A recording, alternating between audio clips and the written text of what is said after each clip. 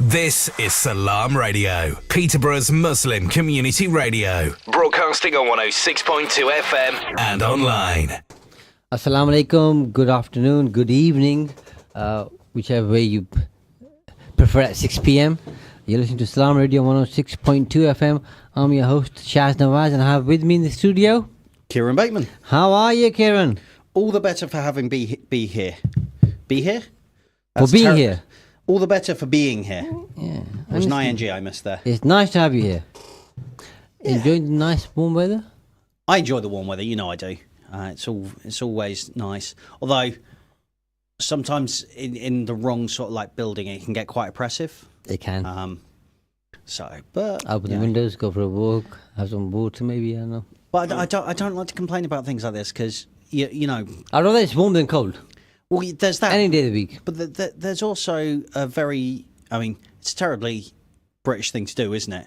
Complain about the weather, complain about the heat, complain that you never get a summer, complain that it's always too cold, it's always rainy, but then it's warm and it's too hot, and you can't win. It's a first world problem. I know. So my TV's not big enough. You know what I mean? Type of thing. Yeah. So I don't. I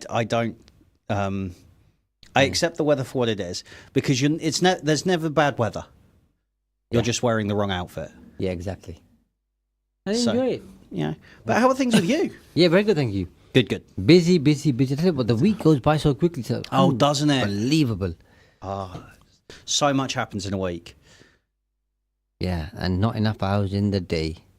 I was literally just saying that to you as we were walking in, wasn't I? Yeah, and I think that's partly to do with, I don't know, sometimes maybe we take too much on. Maybe, but the thing is, if I wasn't busy, I'd be bored. Yeah. I do like being busy. I like it too, but yeah. I don't know what the right balance is, to be honest with you. And, I don't know. I've yet to find it. I think about that a lot. What's the right balance? And when do you kind of maybe slow down and take it easy and whatever, and you enjoy the fruits of your labour? Or do you keep when I've got going? enough. Yeah. It's hard to define enough, isn't it? It is. Yeah. I mean, because things change and priorities change and circumstances change. Yeah. So you never know what's enough today might not be enough in 3 years' time. And once you've kind of packed all your bags and moved on and said, you know, okay, I'm going to retire now, for example. And then 3 years later you realise, well, hold a minute, I didn't quite get something right. Or the circumstances change now. Yeah. I need an extra 50 grand, so I've got to go back into business or work again. I think to re-engage yourself, I know it's not impossible, but if you think that's going to be a tough gig, because I've never done that, and that's why maybe it feels tough. Maybe, but then again, I also think about all the millionaires, billionaires, you know, massive businessmen that have gone from nothing to an amazing lifestyle to broke to building up a new empire to broke to building up a new empire. I think once you've built a business once, successful you've business got the skills there, you've got the skills there to regrow. The only one thing I would say about being broke is because you've been broke, somewhere in your subconscious, you've got this thing about, I never want to be in that position again. No, be the position, and I want to fix it. Yeah. Okay. And I want to create a legacy, a story, a record. Yeah. What different people have different motivations, so I can't speak on everyone's behalf. But you've got a point to prove, a score to settle. Yeah, but I mean, so have you heard about the wealth cycle that legacy wealth cycle that families go in? Go for it. Enlighten us all. So, grandfather starts a business. Oh yeah. Builds a brand, builds a legacy. Teaches his son how to build it. The son doesn't quite appreciate it as much because he didn't build it from the ground up. It wasn't him or her that built it, and then his kids don't end up with much because he's squandered it, and then the next generation after them has to rebuild a new empire. So it's all cyclical. You're right, and I think I don't remember the exact figure, so I don't want to quote, but I think it's most family created wealth, is wasted by either the second or third generation down the road. Yeah. Because, think about it.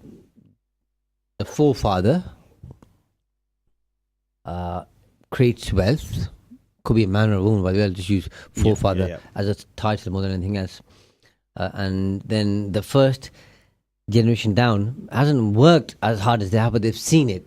So they've seen mom and dad go out there and work all hours under the sun and compromise sports days and parents' evenings and holidays and all that kind of stuff, and refinance their homes and all the other weird and wonderful things entrepreneurs do. That we do. So, even though they haven't experienced it firsthand themselves, they've seen it, so they've been part of the journey.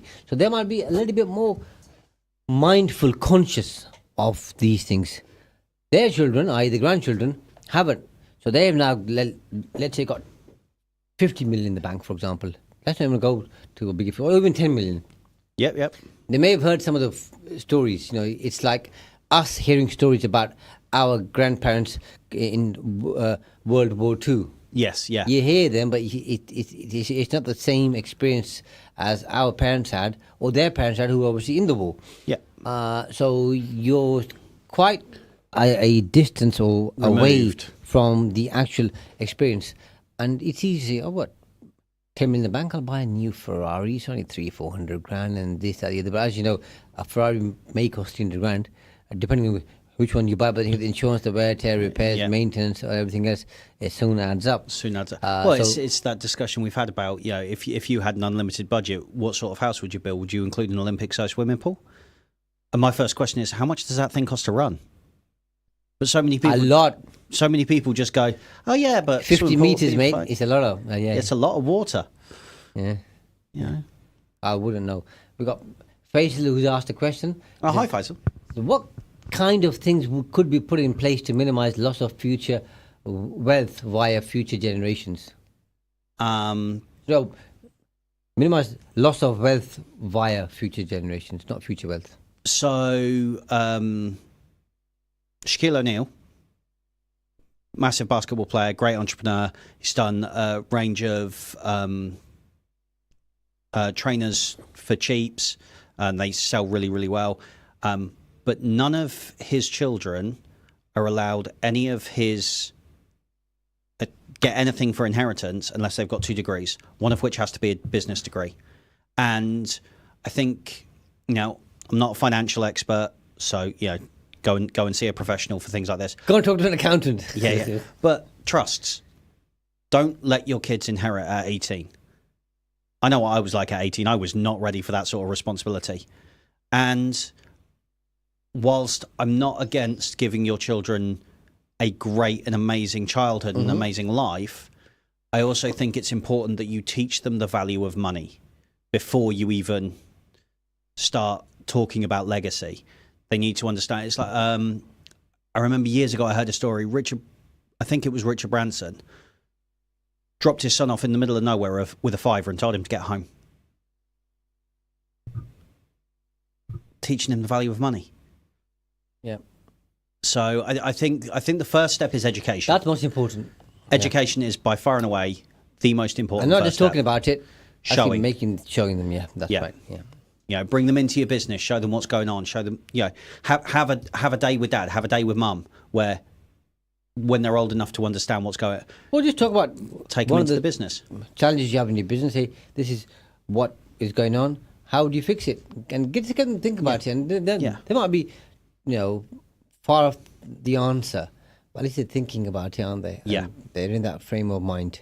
I think that's really important. Yeah. Education comes first. Yeah. Education comes first. In terms of trusts, now that you've kind of passed that question over to me, you palmed it off to me. Yep. I think trust, Faisal, thank you, Kieron, is a very valuable mechanism. It is. By far. They have a limited shelf life, so they don't go on forever. Yep. That's important to say. But with a trust, you can set very clear rules and regulations, as I call them, which sets very clear criteria. So, for example, from what you said, you could say, okay, our children or grandchildren, if they go to university, they get X amount when they graduate. Okay. Yep. If they graduate with the first, they get X1, which is a bigger amount. Okay. If they get whatever second or whatever, then they get X minus whatever that could be. For example, you could then say if they get a job and they're doing X, Y, Z, being a doctor, dentist, lawyer, whatever you want. I'm just making this up right now in the moment. Then they get a certain budget every month or year. If they have any other type of job, they get a lower budget. Once they start earning 50 grand, and anything over 50 grand for every pound they earn, they get 25 pence from the trust. Once they get to 100 grand plus, every pound they earn over 100 grand, they get 50 pence or a pound for a pound from the trust. So you set criteria, rules and conditions that enables them, obviously, to know as they work harder and achieve certain things which they know what they are, they get more from the trust. Yeah, and different people have different things. Some people want to say if they go to church on Sunday or mosque on a Friday or whichever faith they are, they get something extra, blah, blah, blah, so on and so forth. There's no limit. So you set the rules and values based on what you think is good, which is, in a way, it's odd because what your values are and what works today may not work in 50 years' time. Just like what worked 50 years ago, okay, or what was accepted to be reasonably fine, okay, today isn't. I mean, yes, but I think hard work never goes out of fashion. No. In this sort of thing. But I mean, you can also, I've seen and heard of trusts where the agreement is the children are all looked after, everyone's got enough money to live on. If they don't want to work, they don't have to. But the benefits they get from working far outweigh what they get from not working. Yeah. And then the benefits over and above that, if they become an entrepreneur and start owning a business and grow and help extend the legacy. Yep. And that's the thing with trust, is so malleable. You can make it fit whatever you want it to fit. It's like a cloth, and you're going to create a suit. You can create it whichever size, shape, design, as long as you got enough cloth. Okay, whatever color buttons that you want, whatever color thread, so on and so forth, is totally up to you. And that's the good thing about a trust, okay? It's a blank piece of paper, and you create the rules for what you want. And as you said, most of them tend to have something for the future generation just to see them through, and then certain conditions for them to, when they're achieving things which, in your view, are decent things to achieve in society. And then quite often you'll see that school fees tend to be paid from the trust to encourage future education generations to send their children to private schools, so on and so forth. I'm not here to advocate for that. I'm just saying that's how those tend to work, depending on the total value of a trust. But I think, when you say that I haven't heard of a trust. To my knowledge I speak to a lot of people, and we do these sorts of things quite a lot. I've never spoken to anyone where they've said, no, I don't value my child's education, the trust won't cover that. I've never heard that, because I think once you get to a certain level of, once you become an entrepreneur in general, you understand the value of education, whether it's self-taught, whether it's lifetime state, stuff, it's masterminds, in investors, networking, education. These things are cornerstones of an entrepreneur's life. And I think that carries through in, if you've got enough wealth to be thinking about trusts, then So we hope that answers your question, Faisal. And thank you for your question. Absolutely. Thank you for listening. And anybody else who is tuned in, of course, because Faisal beat us to it, or beat me to it. Yeah. You can call us on 01733 602 133, text on 07411 191 062, or comment on any of the live streams on Facebook, YouTube, X, or Twitch. Yeah. Well, we went down a rabbit hole there, didn't we? We did, yeah. And then Faisal opened up another very interesting and useful one, by the way. Yeah. No, very useful. A lot of people don't know how trusts work as a mechanism and what the possibilities are. And even though we're not talking about that today, I hope that gives people a brief insight and intrigues their mind. But we have had guests on before talking about trusts. We have, yes. And I recommend anyone go back and listen to that. Yeah, absolutely. So we're talking about leverage, Kieron. Yes, we are. And we've covered financial leverage, we've covered operational leverage, we've covered time leverage, and today we're talking about knowledge leverage. Yes. And just like we were talking about at the start of the show, we were talking about education and about, passing on the legacy through education and through understanding, you're leveraging your knowledge against what your children are going to learn for that. So, that's just just highlights how important knowledge leverage is. If I go to learn something, I'm going to learn it from an expert. I'm going to go find someone who I know has been there, has done that, has got the T-shirt. They've done what I want to do. And I will leverage their knowledge against my cash flow to improve my chances and speed up my chances of success. Yep. Yeah, in a nutshell. Yeah, you're right. And I think knowledge leverage, again, just to keep it very simple, is strategically using available existing knowledge, information, experience, expertise to make better choices in order to help you to solve problems more effectively, and of course gain some form of a competitive edge over your competitors. Yeah. And this can be used by individuals, by companies, by charities, by community organizations, anyone, anywhere, to get an edge over everybody else. And it's not even everybody else. It's to help you improve your oneself and also the company, organization, business, charity that they're working for. Yeah, and I'm going to pull you up on something there. Yeah. Because whilst it is true that in life you've got to have a competitive edge over everyone else to get to where you want to be faster and better, but be aware of what you're doing and why you're doing it, because I am in competition with nobody else except myself. Yeah. I am in competition with myself from yesterday, myself from tomorrow, myself in 10 years' time. Don't think of that competitive edge in a direct competitive thing. You do you. And let that speak for itself rather than trying to be... Because if you focus on everybody else all the time, you stop focusing on yourself. You stop focusing on yourself, then you're not going to succeed. Okay. So, and you're right, and I talk about that as well, but I think what I've got to understand, or at least acknowledge, is that different people are different. Yes. So, from a purely business point of view, Kieron, if it turns you on to compete with yourself, which is the best thing to do, by the way, fine.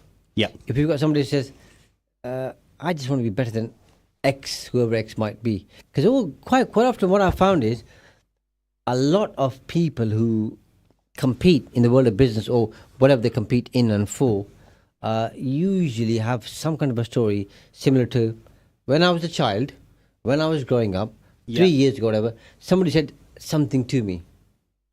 And I found that patronizing, offensive, and we're not going to talk about the word offensive because that's going to be a big rabbit hole, okay? Oh, that's a deep rabbit hole. It hurt my feelings or whatever else, okay? I felt embarrassed, humiliated, and I'm going to now basically show them, okay? And I've got something to prove to them. So the belly in the fire is to prove to that person you were wrong. Now, not everybody's driven by that.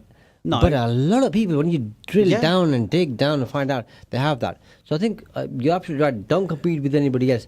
But if it drives other people to that their driving factor is, okay, they want to be better than everybody else, then go for it. But I can tell you one thing now. When you get to that place, it's going to be empty and hollow. Yeah. Because you can't be better than everybody. No. Because there's going to be one person better than everybody else because they're the best. And then so you're starting with something which you're never going to probably achieve. Is that a bad thing to do? I don't have an opinion on that. I would also err on caution on things like that as well, because if you strive to be better than person X, doesn't matter who it is, and they always seem to be one step ahead, that can destroy someone. So you need to make sure that you are strong enough to compete with them, if that makes sense, mentally. Yeah. Because if you say, right, you're going to be my rival, and it's a healthy rivalry where you push each other to do better, fantastic. All for that. Love that. If it's a bitter, toxic rivalry where you want to be better than them and you're going to do whatever you can to take them down a peg, you're going to show that, then they, because invariably it's a really funny phrase, but it's true, is, oh yeah, I wonder what they're doing. I wonder what they're doing. I wonder what they're doing. They're not thinking about you at all. Yeah. I think, and if they are in a place where they are always one step ahead, and you feel that angry competitiveness, as it were, then that you run the risk of never surpassing them. And how will you cope with that if you don't? Just have that thought process in your mind. Otherwise, because if it's I want to do better than them, but if they're successful, great, fantastic, great, love that. Because you can be healthily competitive, but don't go out to destroy someone else, if you know what I mean. Because I think that's just the wrong way to look at business. That's right. I think you see this quite often in the world of sports. So if you think about Liston, Fraser, Ali, always respect their opponent. Yeah, and Foreman. Yeah. Would they have been as good as they are if they didn't have those opponents? And I think if you listen to the interviews, they'll say no. But if you look at Ronaldo and Messi, I think they'll both say, okay, there's a strong competition there, but they wouldn't have strived to do more if it wasn't for the other one. Yeah, no, you know what I mean? But that's what I'm talking about. That's that healthy rivalry, isn't it? Where they both... Even though at the time it could be quite nasty. So, Liston v Ali or Fraser v Ali or Foreman v Ali weren't fun fights, if you know what I mean. It was harsh rivalry. But once they've got past that, and then they look back, they sit down together and say, I don't think I'd be who I am, even at the time. I don't think I'd have worked as hard if it wasn't for you, if that makes sense. And the true, obviously, of around about June, July time, we watched Wimbledon. True of all the greats, even of the last 10, 15 years. Yeah. You see some really great players. And they do come up and say, I've worked harder because I've had such a fantastic, strong competition around me. Do you know what I mean? But that's the thing. It's all very healthy, isn't it? It's bitter and it's angry at the time, and you're there fighting for every inch that you can get to be better. But you're not angry with the person. You're angry with the scenario, if that makes sense. Yeah. You don't ever take it out on them. At the end of the match, at the end of the game, at the end of the fight, it's all hugs, it's all happy smiles, and you did really well. I know I won, but you were a fantastic opponent. Thank you for that. Yeah. And they're very appreciative of their opponents, rather than, see, I told you I was going to beat you. Ha, ha, ha, aren't you rubbish? There isn't any of that bitterness. Because until there's a rematch, depending on who you... Yeah, because like you say... Yeah, especially in boxing, If you get to that level and then you're on your own in that bit, it's very hollow. You've got to be a bigger person. Whatever rocks your boat is what I'd say. Yeah, I agree. Yeah, find something that drives you. Yeah. And let's hope it's not something which kills you inside, but is it enough to drive you to grow bigger and better things and to obviously grow. Yeah. So with every single episode, we've had 4 different key components. Yes. And for this one here, Kieron, do you want to kick us up on the first key component? Yep. Cataloguing. Identification and cataloguing for your knowledge. Identify your knowledge and your expertise and the knowledge and expertise that you have within your organization, because there are some people in your organization that might be hidden gems. So it's good to know what everyone else knows. This could include, people with, their base education, school, university, stuff like that, professional experience, their tacit knowledge, their understanding of what it is you do as a business, their understanding of business growth, their understanding of their own role, what knowledges exist within your business. Because when you start talking to people, they're fascinating. Yep. And they'll teach you things you never thought you needed to know. So this is basically what you're saying is identify what knowledge and experience and expertise exists. At the same time, do some kind of a gap analysis. Say, okay, we know what we have. Now, what do we want?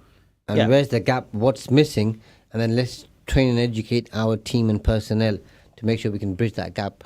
Yeah, and that's the other thing about, understanding where people's knowledge is at. You can leverage their lack of knowledge to train them, to teach them, to build them into the style that you want the business to be in.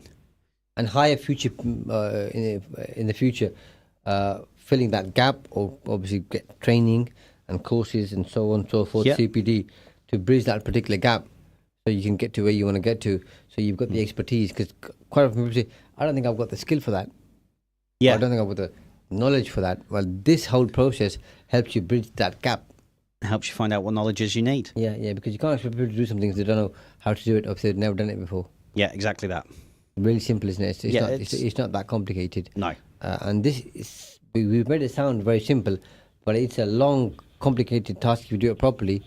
And through that journey, you also, as you've said, get to find out what knowledge and information, skills that your current personnel have. And you think you know, but you don't always know, because you're going off based on their CV and partly And you based also on... find out what drives them. Yeah, exactly. And that very nicely, Kieron, leads us to our first and only break. So please stay tuned. Join us after the break, where we're going to discuss the 3 of the key components of knowledge leverage. See you very shortly. With you 24 hours a day, 365 days a year. This is Salam Radio. You're listening to Salam Radio, and it's now time for Asr Azan. This Azan is sponsored by UK Islamic Mission, serving humanity since 1962. Allahu Akbar, Allahu Akbar, Allahu Akbar, Allahu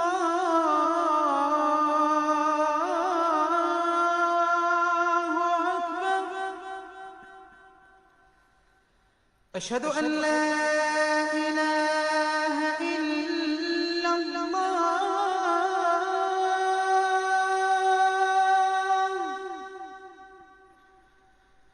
أشهد أن لا إله إلا الله.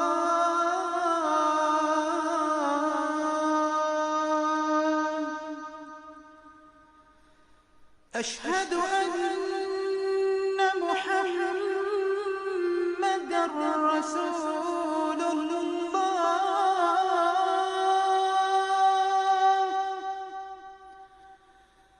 أشهد أن محمدًا رسول الله.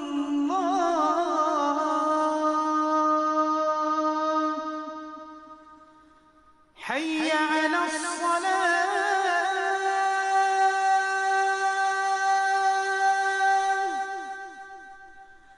حي على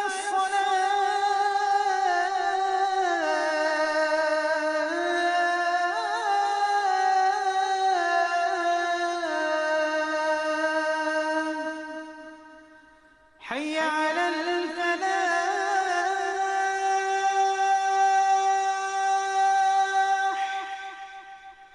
حي على الفلاح.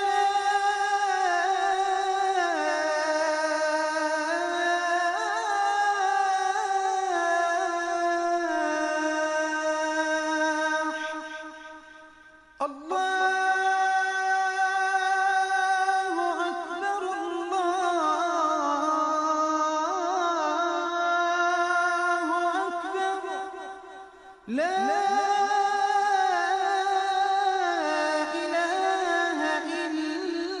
الله. الله أكبر، الله أكبر، لا إله إلا الله. اللهم صل على محمد وعلى آل محمد كما صليت على إبراهيم وعلى آل إبراهيم، وبارك على محمد وعلى آل محمد كما باركت على إبراهيم وعلى آل إبراهيم في العالمين إنك حميد مجيد.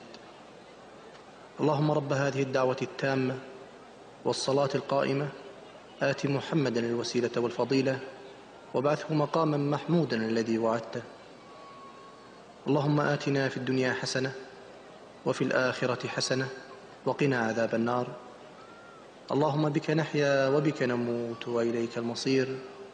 رضينا بالله ربا وبالإسلام دينا وبمحمد صلى الله عليه وسلم نبيا ورسولا. اللهم صل على سيدنا محمد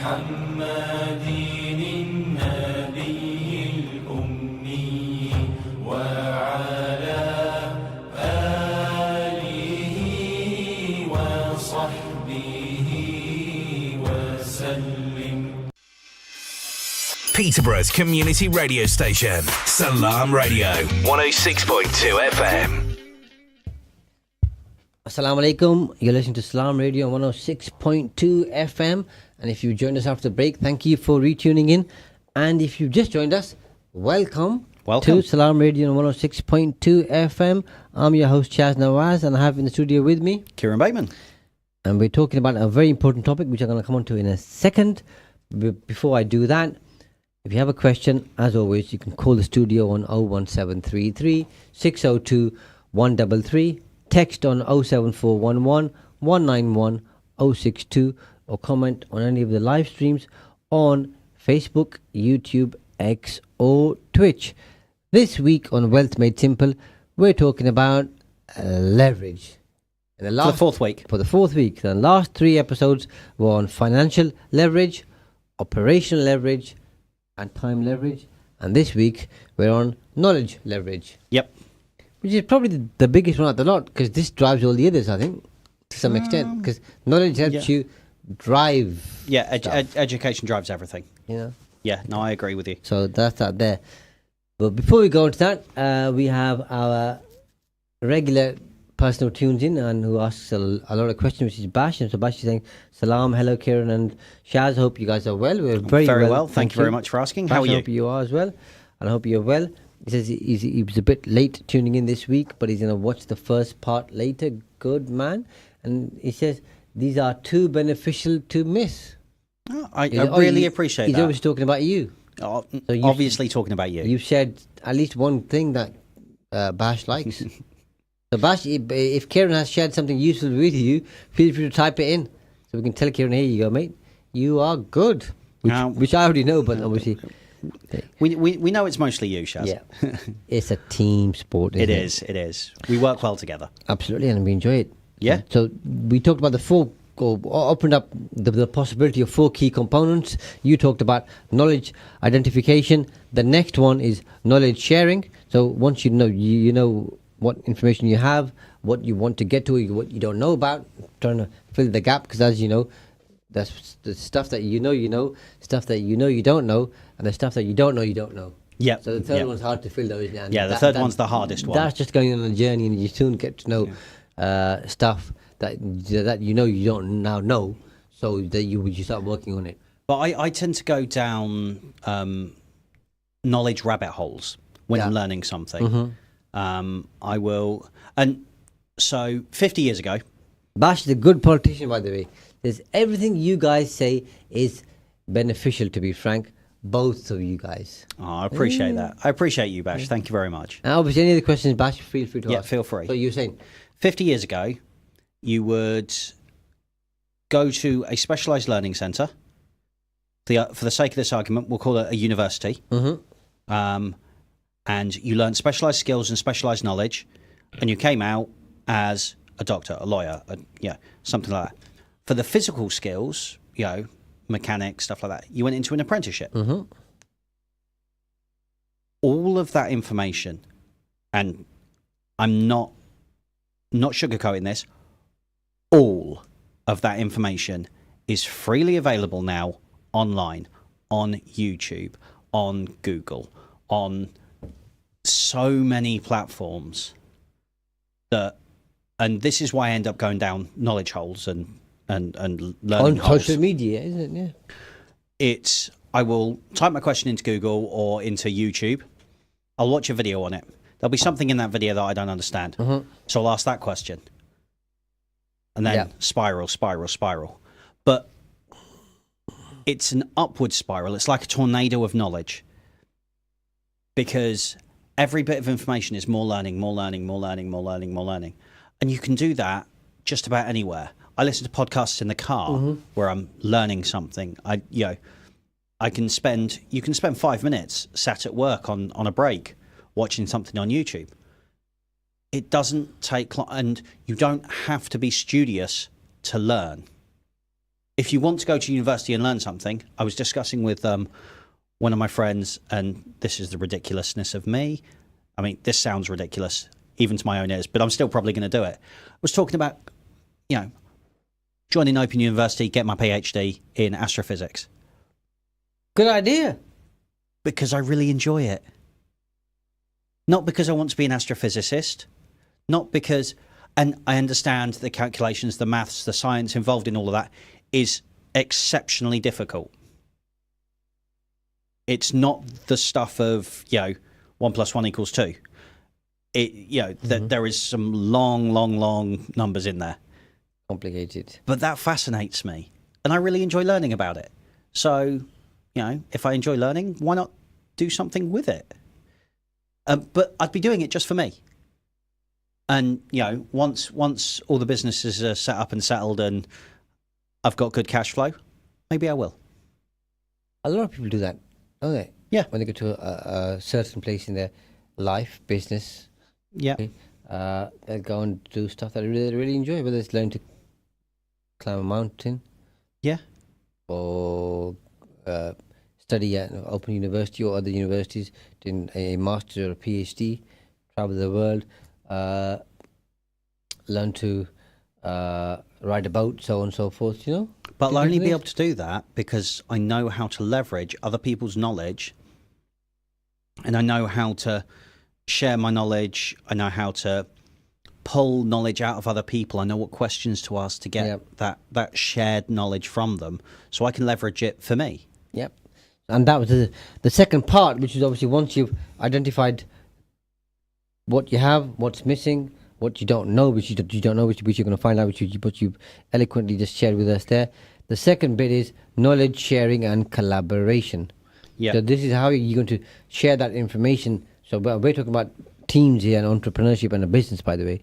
Yes. So how are you going to share that knowledge across all the different teams that you have, or even a team that you have, and then the different departments to share kind of the key insights, and then make the information available to them, and then set a plan for people to implement whatever is important to them in that particular role, in that team, in that department, so on and so forth.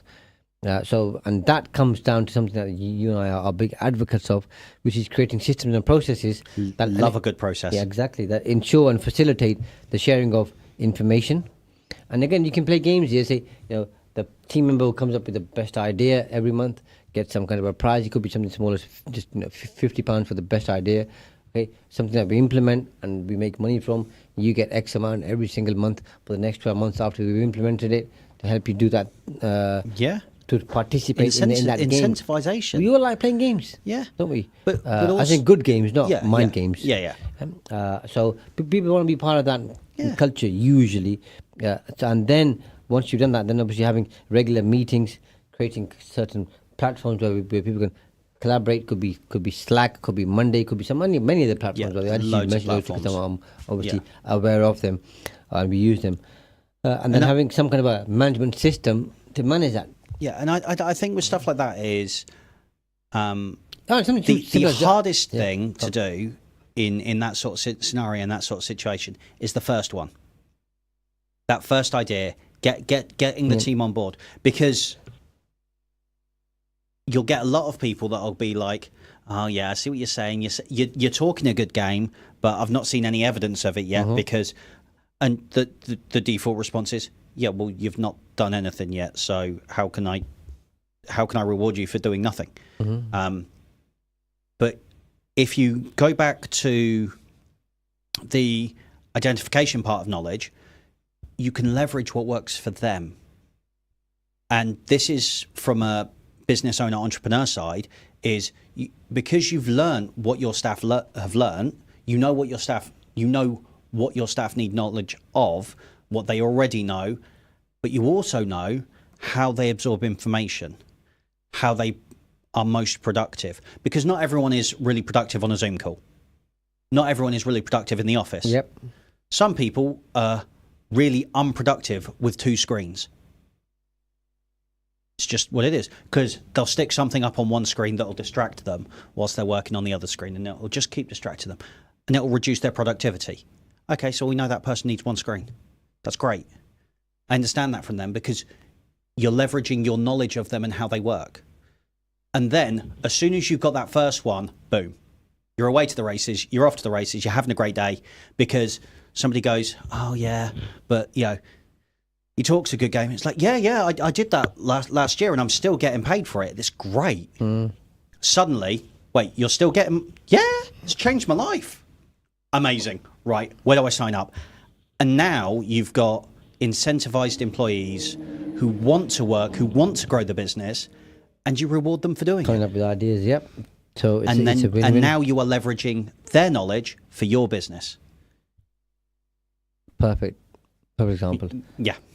On to the third one, which is the application of knowledge, Kieran. Yep. Once you've identified and shared the knowledge, you can then start solving problems. You can make informed decisions. You can innovate, like we were just discussing. You can get your team to innovate, and you can start really integrating the knowledge of what everyone knows and what you're doing into all your processes, into all your practices, and just start really drilling down into what you need to learn, what you need to do next, add in the process, fitting it in, and give people time off to learn. That, my personal thing, I think every company, once a week, once a month, should give people time to learn. Because if you're a deadline-driven business and you've got lots of processes in place to hit those deadlines, and then you say to someone, well, you haven't learned how to do that yet. Yeah. Okay, well, when did you give me a chance Time, to? yeah, exactly. Yeah. When did you give me time? Yeah, when I go home, exactly, yeah. Yeah, you're right. Because most employees won't do it in their own time. No, Understand they've got that. other things to do. They've got the priorities. And that's fair enough. It's your business, not their business. Yeah. So give them time to learn in working hours. And it only has to... Now, it was you who told me this. Makes a change. Yeah, I know. It's amazing how much I've learned off of Shaz. It's genuinely changed my life. Do you think, as an employee, as a worker, as an entrepreneur, it is possible to improve whatever it is you're doing by 1%? 1% a day. Most people would say yes. Okay, how about by 0.5% a day? People would say no-brainer, usually. Yeah? Okay. How much is that a year, Shaz? You'd go one step further, wouldn't you? Yeah? You'd say 1/3%. Yeah? Yeah? And people say, oh, well, if you can do 1%, 0.5%, you're making it easy for me. 1/3%, you obviously like me and you want me to make something. You want me to succeed? And if you improve by 1/3%, sorry, you can finish off. 1/3% is still over 100% in a year. 1/3 of a percent a Simple, day. isn't it? Yeah. And it's interesting, Kieran, by the way, now that you mentioned that. As you know, I spent some of my time talking to entrepreneurs and mainly property investors up and down the country. Never heard you say that before. Nothing better in my life. I can't find anybody else. They ring me. Say, can you come and do a talk, Shaz? For some reason, I think right now a lot of people can't find anybody, so I'm doing 4 or 5 a month. And just give me a shout. I'll come and record one. Yeah. That'd be a good idea, wouldn't it? It's been a while since we've done one of those. Yeah, it has. And I think I talked about Hilton Hotel in Birmingham last week, and then this one I was doing in Peterborough.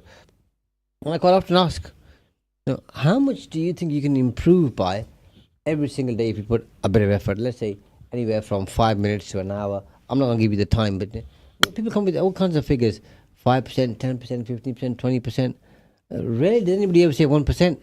It's always a higher number. Yeah, always. And then when you work it down for them and say, okay, let's work down. Forget, Kieran, you had the lowest number in the room and your number was 3%. Why 3%? And you'll have some kind of reason for it, which is fine. Yeah.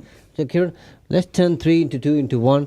And everybody says, well, you're making it easy for him. 1/2 and 1/3. I'm telling you, everybody's hand goes up at the end saying, I can improve by 1/3%. And then we tell them 1/3 means over 100%. You just see their eyes light up. Yeah, well, it's that simple, isn't it? It is that simple. It is. It's why apps like Duolingo work so well, because they encourage you to do a little bit every day. Spend 5 minutes, 10 minutes, 15 minutes every single day, and you just get that compound learning. Eating that elephant one bite at a time, isn't it? Yeah. So easy, but and we've talked about this a lot here, and elsewhere. I think consistency is king. Every day of the week. Whether we were talking about Muhammad Ali earlier on, or I mentioned his name, and he said something like he hated every minute of training, but he wouldn't have been who he was, the greatest of all time, had he not trained. It's like consistency, getting out there. He turned up, he showed up. Yeah. Reading that book or a book for 5 minutes a day, 10 minutes a day, 15 minutes a day. Once you do it, it's going to obviously open your mind to so many different rabbit holes, as you and I call them. Other people call them ideas, okay, and interest and intrigue and whatever else. But 5 minutes will soon become 15 minutes, will become half an hour, will become an hour. Because the more you do it, the more you enjoy it, the more you want to do it. Yeah. And you start creating neural pathways in your brain, and your brain starts craving that dopamine hit of learning something new. How about reading? I mean, some people may have a challenge reading, so it's not reading per se. It can be listening, it can be watching. Yeah. But it's a podcast, whether it's YouTube or any other platform. But it's spending that 5 or 7 or 10 minutes on yourself every single day. Think whatever you want to do. And it's not just, for some people, it could be going for a walk. Other people, it's meditation. Yeah, I'm a big fan of meditation. Yeah, so whatever works for you, but you're doing that, and you're right. So it's the application. Are you done on the application bit, or do you have anything else to say on that? No. I think so. As you've just said, consistency is key, and consistency is key. But the trick with leveraging knowledge is taking action. You've got to apply it. There's no point having a big brain and knowing everything there is to know in the universe. But you never done it. And then not doing anything with it. Yeah. I know how to put an engine back together, theoretically. I've never done it. Yeah. So do I know how to put an engine back together? No. The answer is no, because I've never done it. Yeah, and you're not going to be able to see much or any results in changing your results. And again, I'm coming back to business here because I can't help myself. Or your personal, or one's self, if you don't implement stuff. Yeah. You've got to take action. Yeah, you can learn how to put an engine back together again. Yes, you can share that with other people, by the way. Yeah. All right. But if you haven't really done it, then you don't know all the challenges you're going to face. Because people ask you questions, what if this goes wrong? What if that goes wrong? What if the engine doesn't work once I put it back together again?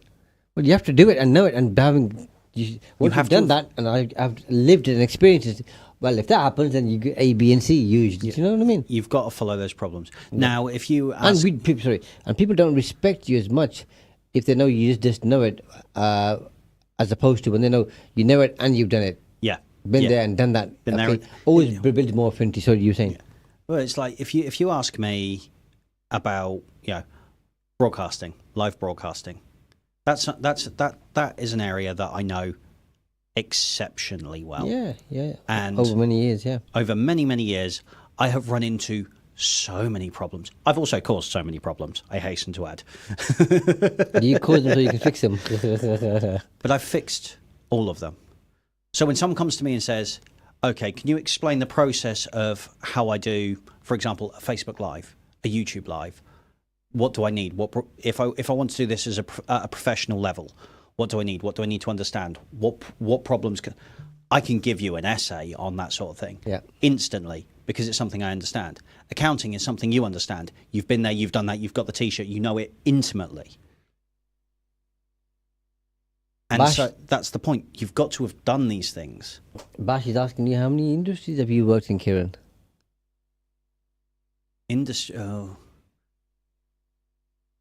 A fair few, but mainly it's media, isn't it? Media and broadcast. Yeah. But offshoots of that, property, retail, accountancy to some extent. But mainly it's been media, online, offline, hasn't it? Yeah, which is good stuff. So I hope I'll answer your question. Yeah. Or Bash, but any follow-up questions, feel free to ask. Yeah, and then the fourth step, and for once we're going to finish off our show in terms of all the prep notes that we have, which makes a change, which is good. It makes a change. Yeah. And, we normally overrun. We usually overrun and we take it into the next episode, don't we? Is continuous learning. Yes. And of course, I think as I said at the outset, the most important was identifying the gaps in where you are. The second most is continuous learning, and in between, you've obviously got application. Yeah, I think there is to grow. Yeah. If you want to grow, if you don't want to grow, fine. If you want to go, then continuous learning is the second most important. I think there is a process that and I'm prepared to be wrong on this, but most people go through, they learn their profession, they get good at their profession, they think they know everything about their profession, then they realize how much they don't know and that they need to always be learning. But I think everyone goes through that stage of, oh yeah, I know all this, I'm good with this, I'm good with this. And then a curveball happens and they're like, what is this? And it kind of breaks them a little bit. And then they go, actually, I need to go back to school. I need to learn more. And that is the start for a lot of people of that continuous learning journey, because they suddenly realize there's a whole big world out there that they have no knowledge of, and they need to continually learn. And I think that's really beautiful. But I think that you have to go through that arrogant stage of, oh, yeah, I know what I'm doing, before you can get to that, I need to continuously learn stage. Or, alternatively, you can leverage our experience and our knowledge and just trust us, you always need to learn. Yeah. Yeah, you're right, but it's those 4 tiers of learning, which then 2 are subconscious and 2 are conscious, yeah? Yes. Okay, and so you know you don't know something, and then you know how to do it. Then you got to think about how you're doing it, and then you get to a stage where you don't even think about doing it, i.e. riding a bike, which is the most common example everybody ever uses, okay? And so you want to get to that level where you don't think about doing something because you know how to do it anyway. Yeah, it's like, and I heard this all the time growing up, and you hear it all the time, is, look at what I'm doing with my life now. I don't need trigonometry. I don't need, Pythagoras theorem. Pythagoras, yeah. I don't need. I've got a calculator in my pocket. It's on my phone. Why do I need maths? It's not about the maths. It's about developing a way to understand how to problem solve. Problem solving, yeah, that's right. Yeah. Yeah, and you're right, we hear that a lot. So continuous learning is what it says on the tin, which is encouraging yourself and your team members to learn in a consistent, disciplined way, and then to integrate and build new ways of learning information so that you stay relevant in terms of the work that you're doing. Yes. Yeah. And which is obviously very, very important. And well, otherwise you stagnate and you fall behind the curve, because everything is changing so fast these days. Yeah. If you stay where you are, you're actually moving backwards, not forwards. Yeah. Yes. Because everything else is moving forward, isn't it? So I guess the kind of key benefits, if people are asking for, in terms of knowledge leverage, is it improves your decision making, because the more information you have, the better choice that you can make. Yep. Always. You can improve innovation, creativity in your team, and the products and the information that you sell, because you've got more information. You'll become efficient, because from the systems and processes that you implement and create, once you're working on them, it's going to be an iterative improvement, and the most important is it's going to give you a competitive advantage, whether that's over yourself or your competitors or somebody else or whatever. So those are, I think, the 4 key benefits. And I'm going to throw a 5th one in there. Keeps you humble. Yeah, that's right, because a little bit of knowledge is very dangerous. A lot of knowledge, you don't know everything, so you're right. You stay humble. Yeah. Which is probably the most important. Yeah, I think humility has a lot going for itself. It really, really does. Like I say, you and I are experts in our, designated fields, but I will openly admit there's a lot I don't know, there's a lot I've not done, there's a lot I need to learn. And I think you're the same. And we're always on a continual path of learning. But the kicker is implementing the learnings that you have, making those changes. Yeah, I mean, it's hard. When you talk to a millionaire, a proper millionaire, they're not plastic millionaire, won't boast as much as somebody who's not a millionaire. No. You meet a decamillionaire, he won't boast as much as a millionaire boasts. Somebody got 100 million plus, again, when you meet a billionaire, they won't boast that much at all, because they've got nothing to say, prove, show, if you know what I mean, apart from the question they're going to ask and the conversation they're going to have. They'll just turn up in their shorts and flip-flops, because I've got nothing to prove. And they're going to be humble and they're going to be nice about stuff, because they're top of their game. Yeah. And whatever they do, and they know they've got loads of money, they've got financial independence usually, They can do what they like compared to most of the people in the world. And they're relaxed about it. Same with somebody who's got a PhD or is a world-leading expert on authority on a certain thing. When you actually meet them, they're really, really and lovely even people. you're in awe of meeting them. They're really down to earth. Yeah. Because they know the power of knowledge that they have, and the power and the authority that they have. Then they make you feel so comfortable. I think, oh, I wish I could be like that person sometimes. But that's because they're so good. But they're also always striving to learn more. Oh yes, if you ask me, to say, I don't know everything. You're an encyclopedia, mate, compared to me. Oh, You've forgotten more than I've learned. Oh yeah, and I'll ever learn. Yeah. See what I mean?